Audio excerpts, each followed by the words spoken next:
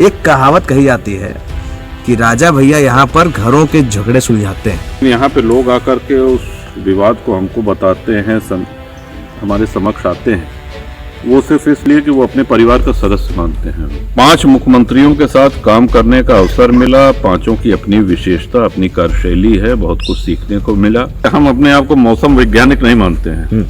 अखिलेश यादव के साथ नहीं जाएंगे। कोई अलायंस का कोई प्लान नहीं है। एक लाइन में कह दिया तो इसमें सारे लोग कवर हो गए। निर्दलीय विधायक के रूप में बड़े चर्चा में रहते हैं। चर्चा में अगर हम रहते हैं तो आप लोग की मेहरबानी से रहते हैं।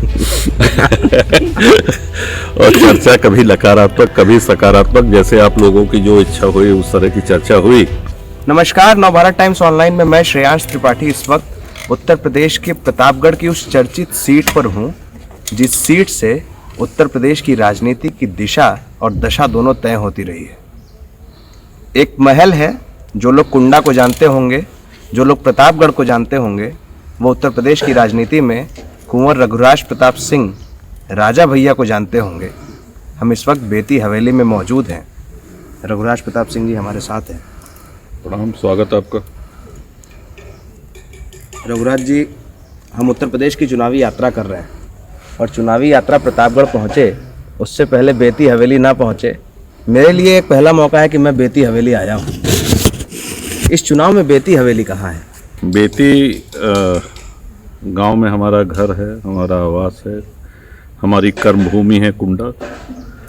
और ये हमारा सौभाग्य रहा है कि जब भी विधानसभा के चुनाव होते हैं या कोई भी चुनाव होता है तो कुंडा विधानसभा और बाबागंज विधानसभा, ये 2 विधानसभाएं हैं। सम्मानित जनता अपना स्वयं का चुनाव और स्वयं को प्रत्याशी मान करके चुनाव लड़ती है।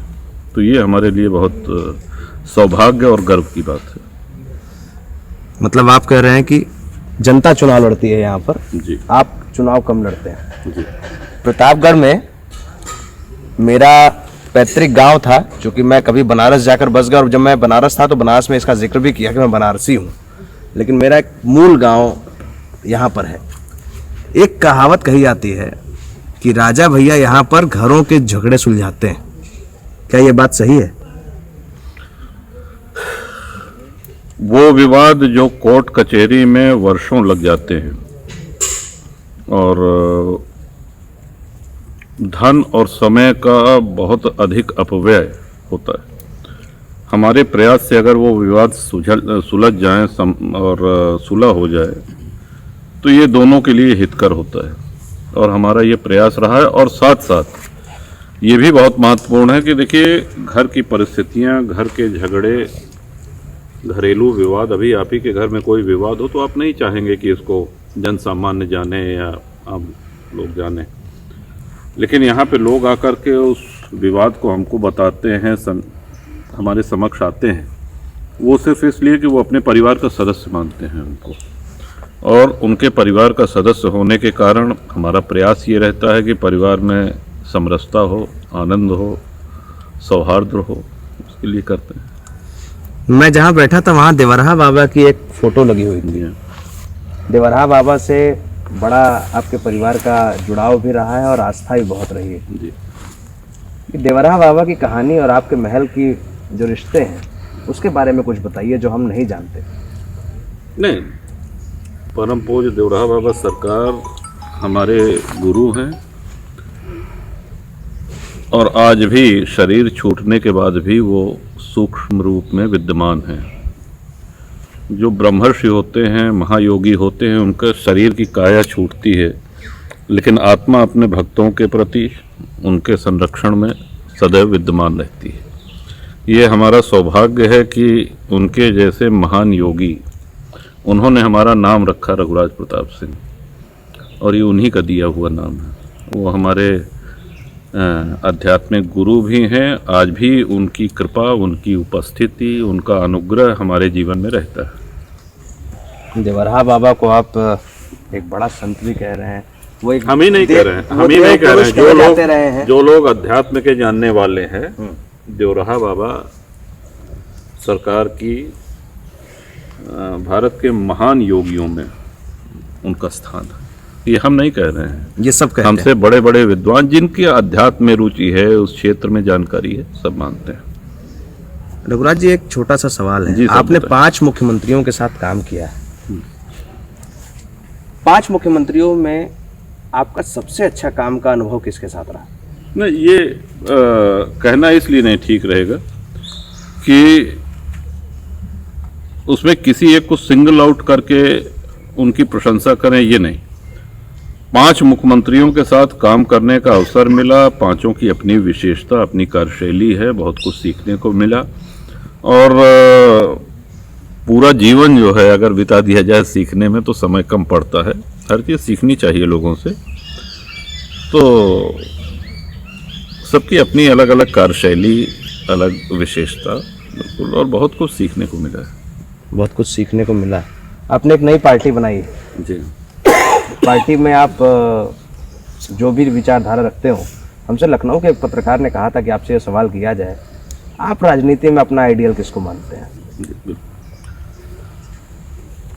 अब 2 प्रश्न हो गए आपके। पहले तो हम ये बता दें कि जनसत्ता दल का गठन हमारे 25 वर्ष का संसदीय जीवन जब हो गया,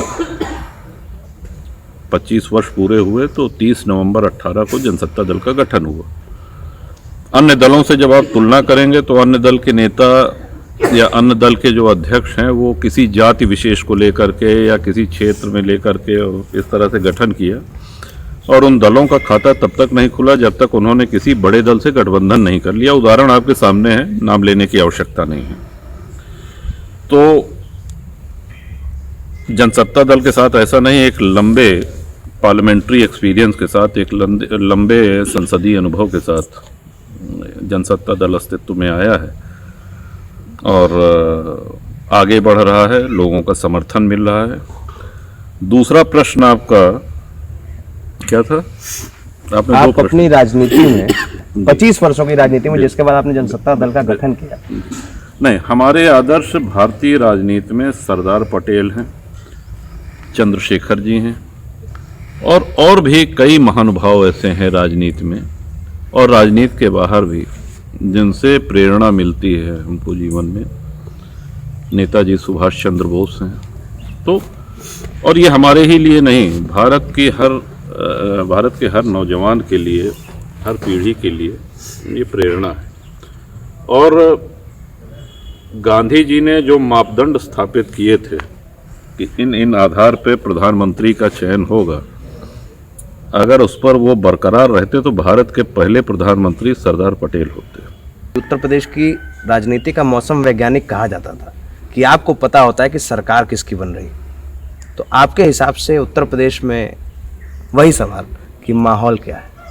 आपने कहा कि आप जहाँ जहाँ जा रहे हैं हर किसी को मौसम वैज्ञानिक बता रहे हैं। देखिए, हम अपने आप को मौसम वैज्ञानिक नहीं मानते हैं। हाँ, ये ज़रूर है कि हम जनसत्ता दल के अध्यक्ष हैं।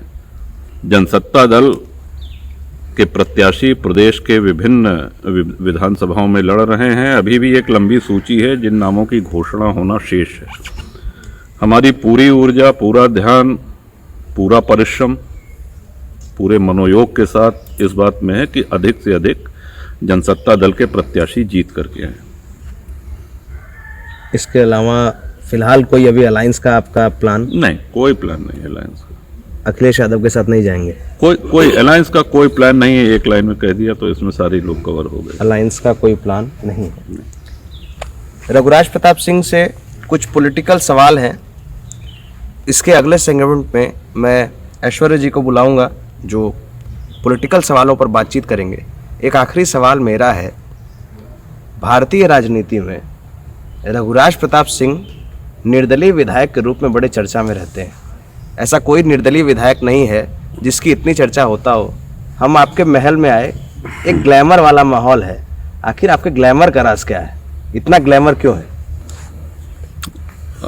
इस साक्षात्कार के आरंभ में आपने कहा था कि कोई राजनीतिक प्रश्न नहीं पूछेंगे, तो हमको जरा आश्चर्य हुआ कि आप पत्रकार हैं, चुनाव का मौसम है, मैं चुनाव लड़ने वाला हूं और राजनीतिक प्रश्न पूछेंगे नहीं तो पूछेंगे क्या?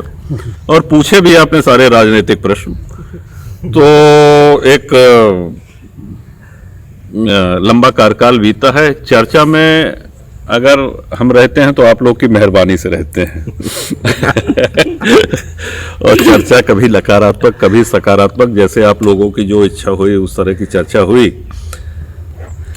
ग्लैमर आपको कहाँ दिख रहा है ये नहीं, लेकिन आपको ये अवश्य दिखना चाहिए कि यहाँ समाज का हर वर्ग एक तरह के अधिकार से अधिकार पूर्वक अपना घर समझ करके आता रहा है, हमेशा से आता रहा है। बात सिर्फ चुनाव की नहीं है।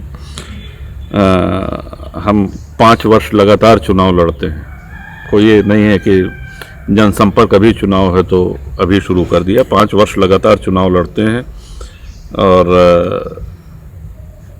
गरीब से गरीब और धनी से धनी हर व्यक्ति, हर जात बिरादरी का व्यक्ति अधिकार पूर्वक आता है।